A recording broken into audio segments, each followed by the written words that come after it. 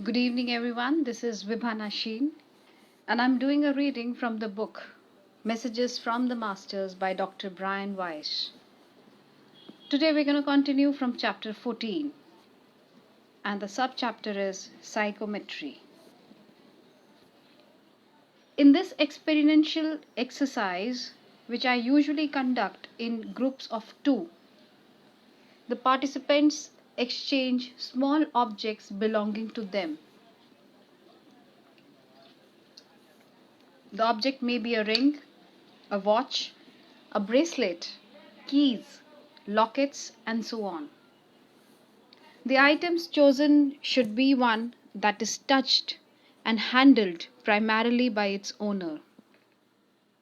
I begin the experience by doing a brief relaxation exercise, which helps the participants to focus and to quiet their minds. With their eyes closed as they remain in a relaxed state, the two people hold their partner's object gently in their hands. The participants are instructed to become aware of any thoughts, feelings, impressions, or sensation that come into their awareness. The impressions may be psychological, feelings, moods, or emotions, physical, like body sensations, psychic, visions, messages, thoughts, childhood or past life scenes, or spiritual messages or images from other dimensions. After about 5 minutes have elapsed, I instruct the group to share every aspect of the experience with their partner.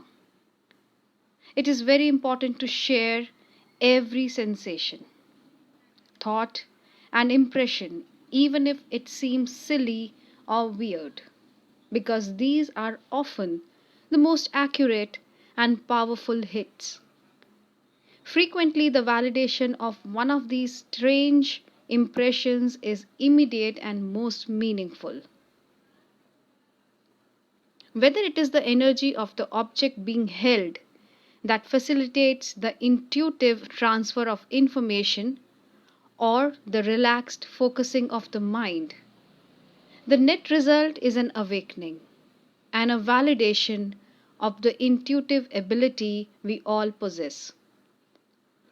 This exercise is safe, simple, instructive, and a lot of fun.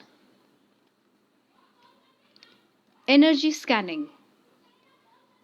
Whatever impression or sensation emerges into your awareness is valid. In this exercise, let your imagination run free. This is all for learning and growth. Before working in groups of two, the participants practice becoming aware of their own energy field.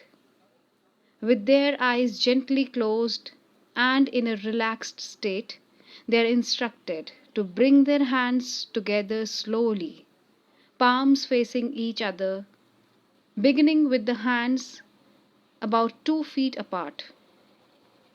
As their hands draw together, people often become aware of tingling in their palms, of increasing heat or thermal changes, and of a subtle resistance, like some sort of a malleable barrier felt before the hands actually touch.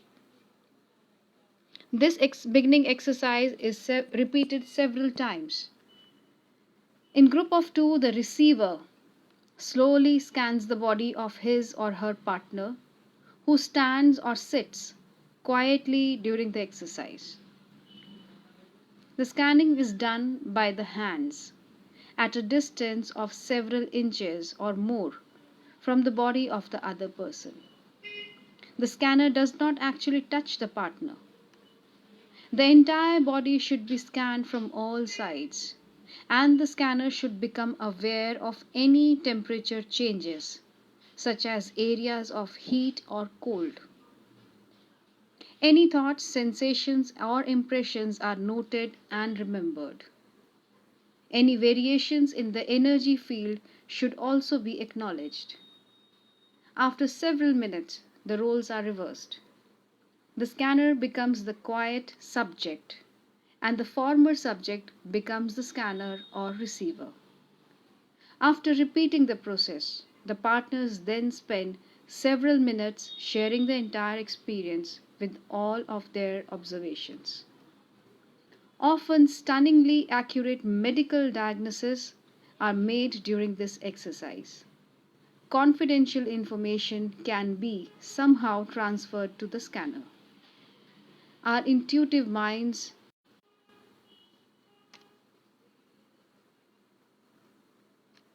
Brief visualization exercises.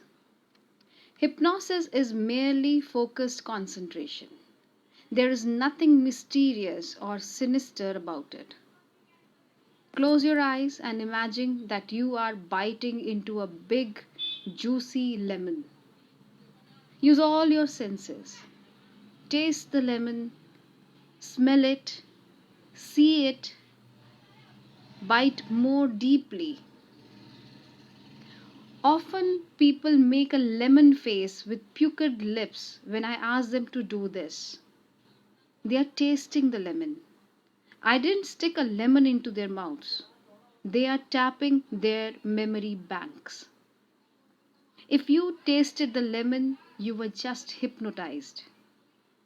Extend your arms straight out in front of you with your palms up. Do not bend your arms at the elbows. After you close your eyes, imagine I'm placing a big, heavy book into your left hand. And now a second heavy book into your right hand. And then imagine I'm tying a big, buoyant helium balloon to your right hand. A third book, heavy book, goes into your left hand, and then a second helium balloon is tied to your right hand. Keep your arms exactly where they are now and open your eyes. The body as well as the mind is involved in the hypnotic process. Over the past 200 years or so, with the emergence and spread of the Age of Enlightenment, people have overemphasized the role of logic and science in human relationships, culture, health, and philosophy. We have developed the notion that science will be able to cure all of our ills and problems. In fact, we have become unbalanced because of this thinking. We have neglected intuitive wisdom, the heart, the creative, and the inspired impulse. We have glorified technology, but our ethics, our morality, and our spiritual growth have not advanced at the same pace. We now find ourselves in the position where our technology has advanced enough to destroy the planet, and people who are not wise or enlightened have their fingers on the button. Technology and science are neutral. It is what people do with them, how they are applied, and the circumstances under which they are used that determines their value. We have learned that science cannot cure all the ills of humankind. Only wise, loving, compassionate, and responsible leaders can accomplish that goal. So the pendulum must swing back, not all the way back to superstition and fear, but back to the midpoint, the place of harmony and balance. Back to the position where science and intuition are perfectly blended, where heart and mind are one, working harmoniously to bring us peace and health. It is important to know how intuition works. Even before I had witnessed him give healing messages to the woman with the rose garden and her husband's ring, I had the opportunity to observe James Van Praagh at a workshop in New Orleans. He provided accurate details about deceased loved ones to their surviving families and friends. 400 people crowded the room. James would get an image or a message, convey that message to the large group, and with another detail or two, someone would stand, confirming the accuracy of the message. I was sitting in the back, quietly trying to do what James was doing. I was trying to anticipate his questions, comments, and messages, but my accuracy was minimal. Was he somehow leading them? Was he being general enough so that somebody in such a large group was bound to fit his comments? Was he exceptionally adept at reading body language? He was getting this information, this knowledge from somewhere other than the audience. And he was helping people heal their grief.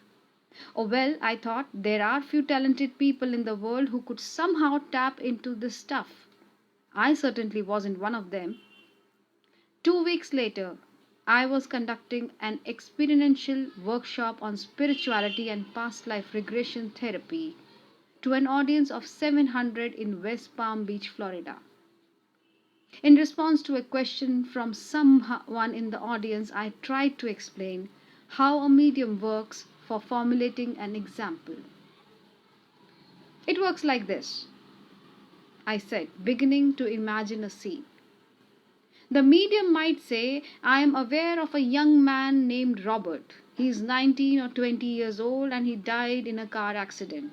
He wants you to know that he is fine, he is well, and that he loves you very much, and that you shouldn't grieve so much for him. He is well and is still around you. Also, he wanted to give the black leather jacket that was hanging in the closet of Gary.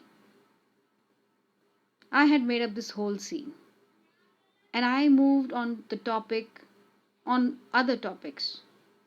Unbeknownst to me, Carol, sitting in the back of the room, thought, I hope he heard James Van Praagh tell that story because it has something to do with someone in the audience. After the workshop ended, I was signing some books when two women, one misty-eyed, came up to me. Where did you hear this story about Robert and car accident? The tearful one inquired softly. I told her that I made up the whole thing. No, you didn't. My brother Robert was killed in a car accident when he was just 20 years old. We have missed him so much. I just gave his black leather jacket, which was hanging in the closet, to our younger brother Gary. I felt he wanted me to do this. We are spiritual beings within these human forms. The spiritual part of us never dies. We never really lose our loved ones. Thus, we can all do what I did because we are all connected. In meditative states and in dreams, I continue to experience vivid metaphorical images and to intuit thought provoking insights. I frequently receive answers to questions or dilemmas that, like pearls forming in oysters, are irritating the depths of my subconscious mind. In one such powerful but seemingly simplistic image, I saw how people view themselves as separate entities, and yet in reality, we all are eternally connected to each other. I glimpsed a vast sea filled with ice cubes. Each ice cube was distinct, with fixed and definite boundaries, yet all floated in the same freezing water. Soon the water warmed and the ice cubes melted. Everything was the water. Every ice cube was connected to every other ice cube in the sea. Then the heat increased and the water began to boil, transforming into steam. Soon all was steam, silent and invisible. Yet the steam contained what was once the water and the ice cubes. The only difference between the states of ice, water, and steam was the vibrational energy of the molecules. Humankind thinks of itself as physically separate, like the ice cubes. In reality, however, we all are the same interconnected substance.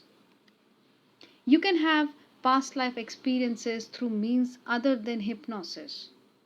My first two past life journeys occurred through body work and in a dream. My first experience happened spontaneously during a shiatsu or acupressure treatment. In the vivid visual tableau, I saw myself as an ancient priest, taller and thinner than I am now. I was standing in an oddly shaped geometric building, flat on the top with sloping sides. I kept hearing the word ziggurat in my mind, but at that time I did not know what this meant. The priest had a great deal of power, but instead of using his position to teach spiritual truths, he was instead focused on obtaining even more power and wealth.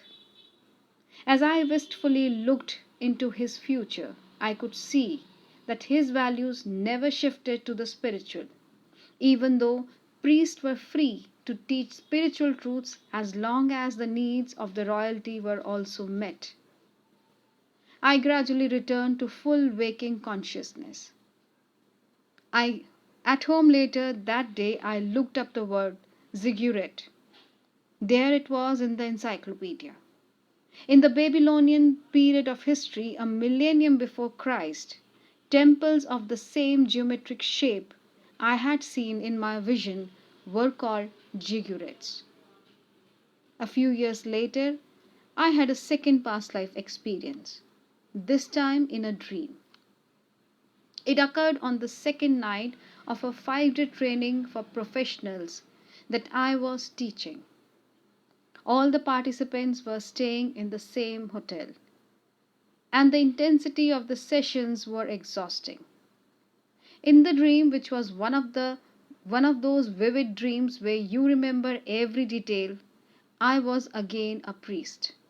This time a Catholic priest somewhere in Europe several centuries ago. I was in a dungeon.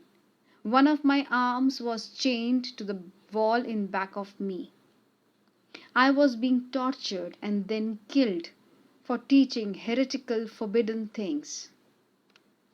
I awakened, but hy- in a hypnagogic state, and the dream continued for a while.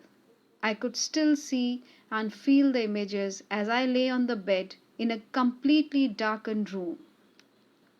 Then I became aware of an inner voice or message. When you had the chance to teach the truth, you did not. I knew the reference was the Babylonian priest who did not teach spiritual truths. When you did not have the chance, you did. You forced the issue. I knew the Catholic priest could have safely taught about love and compassion. He did not need to get himself killed by challenging the harsh authorities of that time. This time, get it right, the voice gently concluded. I could not fall back to sleep. Finally, I went down to breakfast.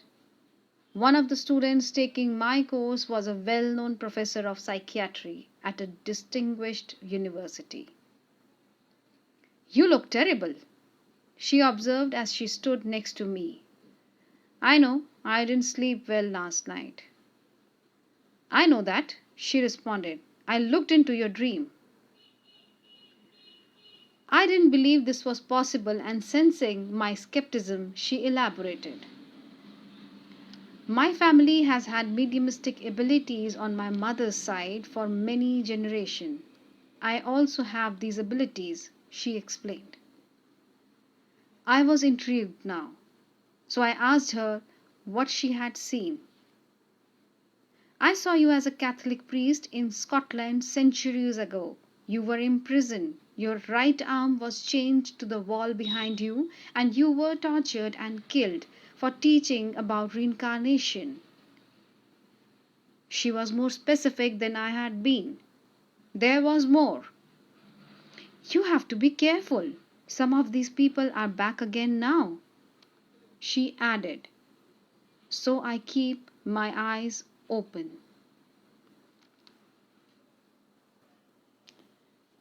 Chapter 15. God and Religion. They tell me there are many gods, for God is in each of us. There is only one religion, and that is love. We must remember, too, that the transcendent being is the only cause, the Father and the Creator of the universe. That He fills all things not with His thought only, but with His essence. His essence is not exhausted in the universe. He is above it and beyond. We may say that only His powers are in the universe. But while He is above His powers, He includes them. What they do, He does through them.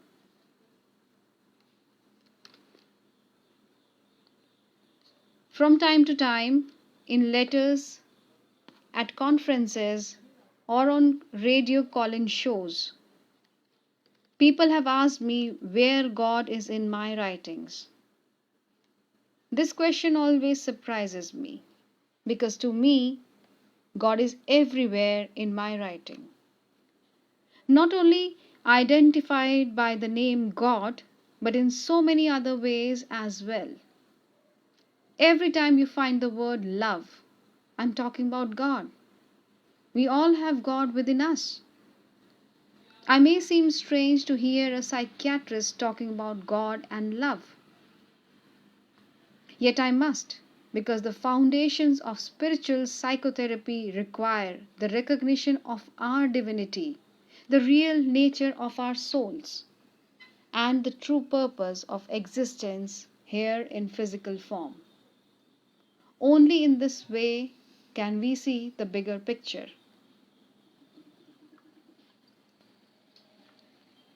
Without love and without God, there is nothing. God does not require our respect. We persist in personifying God despite our knowledge that God is far beyond what we can even begin to conceptualize. God has no sex. Another personification. God has no religion. We all know this in our hearts. God has no race.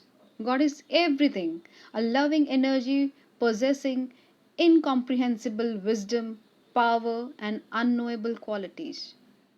We are all composed of God, for God is in each of us, the substance of our being. God is even beyond the stream that contains the potential of the water, that contains the potential of the ice. God is unseen, unknowable, yet containing the potential of everything. There is a joke going around about a devout and a pious man whose life was being endangered by a flood. The waters were rising rapidly, and he was forced to take refuge on the roof of this house. Still, the water kept rising. Finally, a police boat came to rescue him from the roof. "Get into the boat!" the policeman shouted. "No! I have lived my whole life as a devout and charitable man. God will protect me," he responded. "Don't be foolish. Get in the boat. The waters are still rising. You are in great danger." The man continued to refuse, and the boat left. The waters did indeed continue to rise. Twice more the rescue boat returned, and twice more the man refused to board it. "God will protect me," he insisted, filled with confidence. The boat left to rescue others. Soon the flood waters engulfed the entire house and its roof. The man drowned. In heaven he encountered God. Furious that God did not rescue him, the man complained loudly. All my life I have been devout. I have obeyed all the commandments. I have given large sums to charity, and the only time I asked for anything, you abandoned me. But I sent the boat 3 times. Why didn't you get in? God explained. For far too many years, for untold centuries and millennia, God and religion have been misunderstood, distorted, and consciously manipulated by mankind. God's name, perhaps the ultimate symbol of peace, love, and compassion, has been invoked to wage countless wars, murders, and genocide. Even today, as the 21st century begins to unfold, holy wars infect our planet like a medieval plague. How can a war ever be holy? This is a contradiction of terms, a horrid oxymoron, an absolute sin, superficially disguised by a manipulative rationalization. God is peace, God is love. We have forgotten that since we are created in the divine image, God is within our hearts, and that we are also creatures of peace, beings of love and divinity. There can be only one religion because there is only one God, the God of us all. We must love another because love is the way home. Otherwise, like stubborn school children, we will be doomed to repeat grade after grade until we learn the lesson of love. Only by letting go of our fears, by seeing those people of other religions as our equals, as fellow souls on the road to heaven, can we be truly loving in an unconditional sense. We are all the same. We are all rowing the same boat.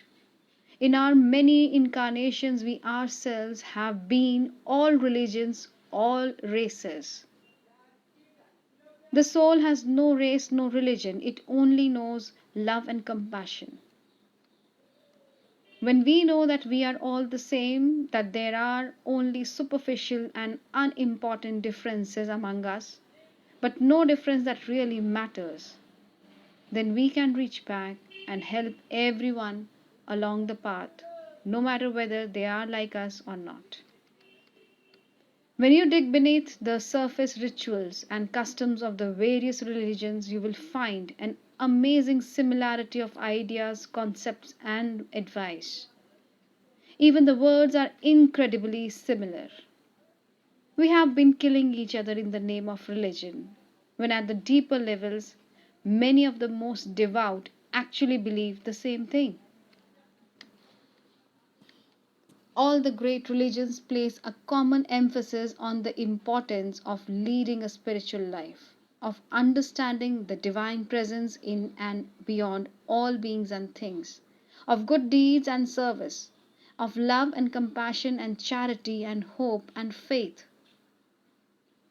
All describe a life after death and the immortality of the soul.